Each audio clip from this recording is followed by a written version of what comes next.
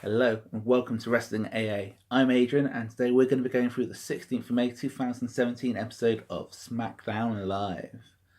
The show started with Kevin Owens running the highlight reel. Took me a second.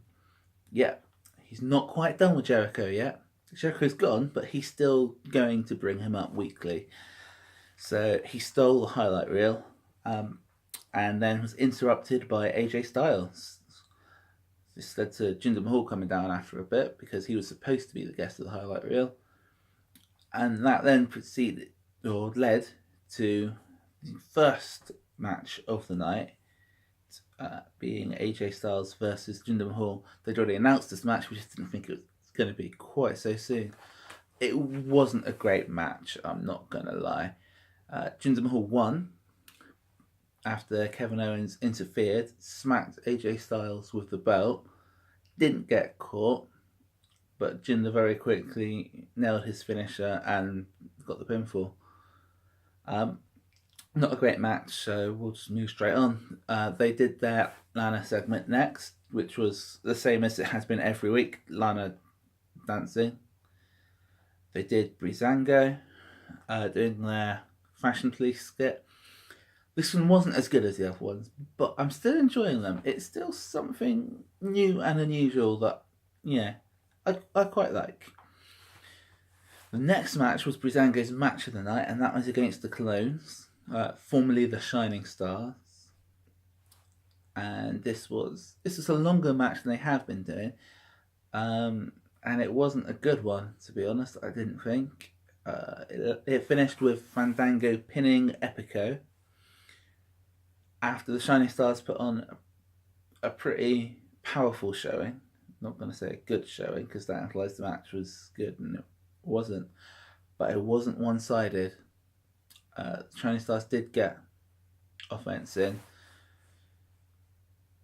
So yeah, that was that match. After the match, the Usos came down to the ring to build some heat up. Wasn't one of their best segments. I still enjoyed it. Next up, we have the contract signing for the 3-on-3 women's tag team match at Backlash. This ended as any contract signing does, with people getting hit. Shane McMahon then said, if you're going to hit her, you might as well do it in a match. So then announced Naomi versus Carmella. This was a good match. I enjoyed it. It wasn't a great match. It finished with Carmella getting the victory after Naomi had been distracted by the brawling outside the ring. So I'm looking forward to that match, the 3-on-3 match at Backlash. So we'll see how that goes. Next up was the Dolph Ziggler promo, where he basically said, here's everything of worth that Shinsuke Nakamura has done in Smackdown, which was a video which just said found not found. So can't really fault him on that. Shinsuke hasn't actually done anything yet. I think he's hit Dolph with maybe a couple of punches, and that's about it. So it's good that they're keeping that nice and fresh, though. We're going to go into Backlash not having seen Dolph versus Shinsuke, unless you've been to the live events, and unfortunately for me, I haven't. So I'm actually really looking forward to this. This really could deliver and be one of the best matches of Backlash. This is the one that my money's on for being match of the night at Backlash. Next promo was Sami Zayn announcing that he's been given a match against Baron Corbin at Backlash. After he announced that, Baron Corbin beat him up. There's not really much else I can say about that one. Then we went into the main event of the night, which was Randy Orton versus Baron Corbin.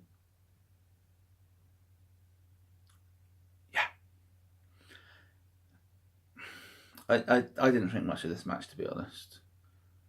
This match could have been great. It just wasn't for me. The ring work was good, but it just didn't have any sort of build up. It didn't have anything to lead me into this being a main event, this being the point that the whole night is hyped up towards, and for some reason it's Orton versus Corbin. I don't know. But that match ended with Randy Orton getting the victory and then being attacked by Jinder Mahal. Everything ends with Randy Orton being attacked by Jinder Mahal at the moment. I'm hoping this feud doesn't continue past Backlash because I'm not a big fan of Randy Orton. I'm even less of a fan of Jinder Mahal. So this match for me at Backlash, at the moment, I'm seeing as my chance to grab a couple of winks before the rest of the pay-per-view. Overall, was not a good episode of SmackDown. Didn't drag like Raw does, so I will give it that. I thought the first 40 minutes, I watched that and I was like, flipping heck, 40 minutes in already, and then it started to drag a bit more. Not great. Let's just wait for Backlash, because Backlash should be good. Please, please, please, please let Backlash be good.